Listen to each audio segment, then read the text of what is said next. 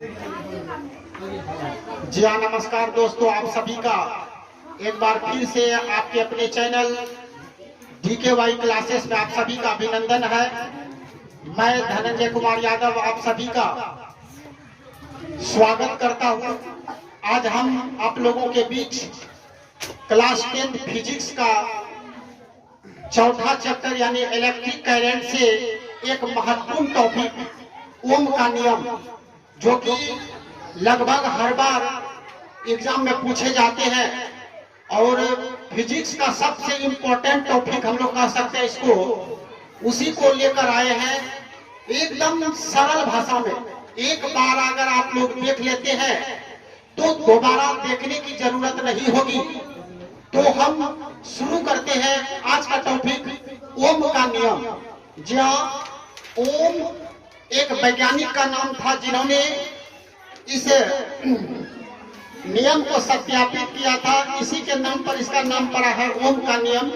ओम का नियम क्या है, सबसे पहले हम लोग ये जानने का प्रयास करते हैं कि यदि किसी चालक तार में उसके भौतिक अवस्था, चालक तार हम लोग जानते हैं यानी जिनसे होकर विद्युत धारा का प्रवाह हो वही चालक तार होता है। तो यदि किसी चालक तार में उसके भौतिक अवस्था में कोई परिवर्तन न हो, भौतिक अवस्था का मतलब हम लोग जैसे लंबाई हो गया, चौड़ाई, ताप, दाब, इसको हम लोग बोलते हैं भौतिक अवस्था। यदि किसी चालक तार के भौतिक अवस्था में कोई परिवर्तन न हो तो उसके सिरों के बीच विभवांतर जो होता है तथा चालक तार में बहने वाली विद्युत धारा के समानुपाती होता है। यही कहा था ओम का नियम, है ना। ओम का नियम का यही अर्थ था कि यदि किसी चालक तार में उसके भौतिक अवस्था में अगर कोई परिवर्तन न हो तो उनके सिरों के बीच बहने वाला, उनके सिरों के बीच विभवांतर तथा चालक तार में बहने वाली विद्युत धारा के समानुपाती होता है, अर्थात भी समानुपाती आई, है ना। यानी अगर विभवांतर बढ़ेगा तो धारा भी बढ़ेगा, जिस अनुपात में विभवांतर बढ़ेगा उसी अनुपात में धारा भी बढ़ती है, अर्थात विभवांतर जो है समानुपाती होता है धारा के। यहाँ पर हम लोग समानुपाती को हटाए तो एक चीज हम लोग आर लगाए। आर एक नियतांक होता है। नियतांक का मतलब होता है जिसका मान नहीं बदलता है कहीं, और जिसे चालक तार का प्रतिरोध भी कहते हैं। हम लोग इसके बारे में आगे भी पढ़ेंगे। प्रतिरोध यानी जो विद्युत धारा को रोकने का कार्य करता है, यानी विद्युत धारा में रुकावट पैदा करती है, वही प्रतिरोध होता है। इसके बाद हम लोग प्रतिरोध वाला चैप्टर भी पढ़ेंगे। इसी चैप्टर में एक टॉपिक है प्रतिरोध। तो यहाँ पर हम लोग V बराबर आई आर देखते हैं, अर्थात R बराबर अगर हम लोग लिखेंगे तो I गुणाम है, दूसरे साइड जाएगा तो भागाम बदल जाएगा, अर्थात विभवांतर बढ़ेगा तो I भी यानी विद्युत धारा भी बढ़ेगी, यानी दोनों जो है समान अनुपात में होते हैं। अगर हम लोग को क्वेश्चन कर दे कि ओम का नियम लिखे तो बस इतना लिखकर छोड़ देना है। 2 नंबर में अगर क्वेश्चन पूछा जाए तो यही इसका जवाब होगा।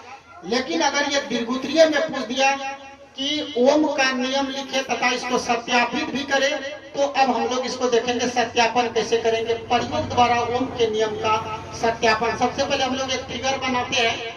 फिगर में एक हम लोग शुष्क सेल लिए हैं, यहाँ पर एक स्विच यानी एस लगाए, स्विच हो गया, और यहाँ पर एमीटर दिया है। एमीटर जो विद्युत धारा को मापने का कार्य करता है, और पीक्यू एक तार है नाइक्रोम का, और यहाँ पर हम लोग वोल्ट लगा दिए जो विभवांतर को मापने का कार्य करता है।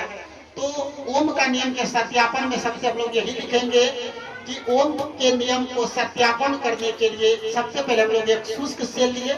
शुष्क सेल, शुष्क मतलब सूखा सेल होता है।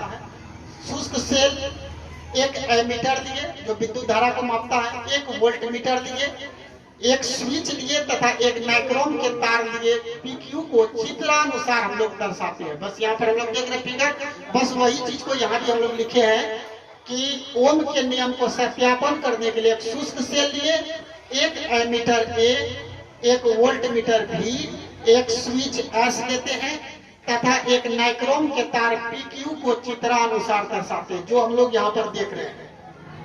अब हम लोग क्या करते हैं, स्विच को ऑन करते हैं। स्विच को ऑन यानी स्विच को बंद करने पर जैसे ही स्विच को हम लोग बंद करेंगे धारा प्रभावित होगी, क्योंकि सेल से जुड़ा हुआ है। तो स्विच को जैसे हम लोग बंद करते हैं तो उससे धारा प्रभावित होने लगेगी। तो स्विच जो बात यहाँ पर की है बस उसी को हम लोग भाषा में लिखेंगे।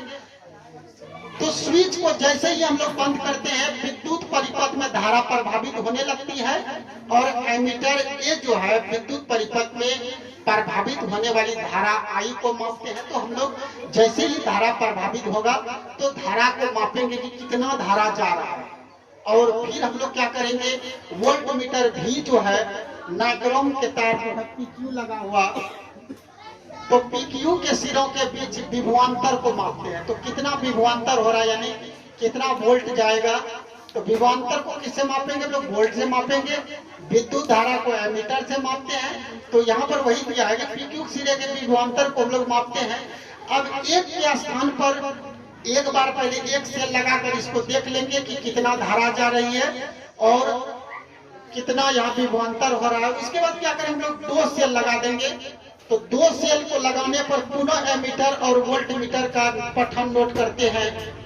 इसके बाद फिर दो के बाद क्या करेंगे, इस प्रयोग को बार बार दोहराएंगे। 3 सेल लगा देंगे, 4 सेल लगा देंगे, 5 सेल लगा देंगे। अगर हम लोग को 100% सेटिस्फाइड कर देंगे 6, 7, 8, 9, 10 जितना सेल होगा उतना लगाकर बारी बारी से हम लोग इसका पठन कर सकते हैं। तो कई बार परिपथ में जोड़कर जब इसको हम लोग दोहराएंगे तो प्रत्येक स्थिति में क्या होगा कि हम पाते हैं कि प्रत्येक बार जो है भी यानी वोल्ट जो है यानी विभवांतर आई यानी विद्युत धारा का जो अनुपात है लगभग समान आता है। यानी विभवांतर और विद्युत धारा आई का जो अनुपात आता है वो क्या होता है, हर बार लगभग समान आता है। और इसको हम लोग एक ग्राफ में भी देख लेंगे। ग्राफ में हम लोग अपने मन से ले लेंगे। अगर यहाँ पर हम लोग विभवांतर अगर 1 लिए तो विद्युत धारा 2 मान लिए तो समान अनुपात में बढ़ेगा। तो विभवांतर 2 होगा तो विद्युत धारा 4 हो जाएगा। फिर 3 लिए 6 हो जाएगा, 4, 8, 5 लिए तो 10 हो गया। तो और यहाँ पर हम लोग क्या देख रहे हैं कि एक एक्स अक्ष को हम लोग विभवांतर और वाई अक्ष को विद्युत धारा माने तो एक सरल रेखा हम लोग को प्राप्त हो रहा है ग्राफ में। अगर सरल रेखा प्राप्त हो रहा है तो इसका मतलब है कि समान अनुपात में विभवांतर और विद्युत धारा समान अनुपात में होने के कारण ही जो है हम लोगों को सरल रेखा प्राप्त हुआ। यानी विभवांतर को अगर हम लोग एक्स अक्ष मानते हैं, विद्युत धारा को वाई अक्ष मानकर ग्राफ खींचते हैं तो एक सरल रेखा प्राप्त होता है। तो सरल रेखा जैसे ही प्राप्त होता है इससे सिद्ध हो जाता है कि विभवांतर भी जो है विद्युत धारा आई के समानुपाती होता है। यही ओम का नियम भी कह रहा है कि विद्युत धारा आई जो है विद्युत धारा आई विभवांतर भी के समानुपाती होता है। इसको आप लोग बार बार 2 बार 3 बार अगर देखते हैं तो ये 100% समझ में आ जाएगा। अगर ये वीडियो बहुत अच्छा लगा तो इसको लाइक और सब्सक्राइब जरूर करें। धन्यवाद। जय हिंद। आपका दिन शुभ मंगल हो।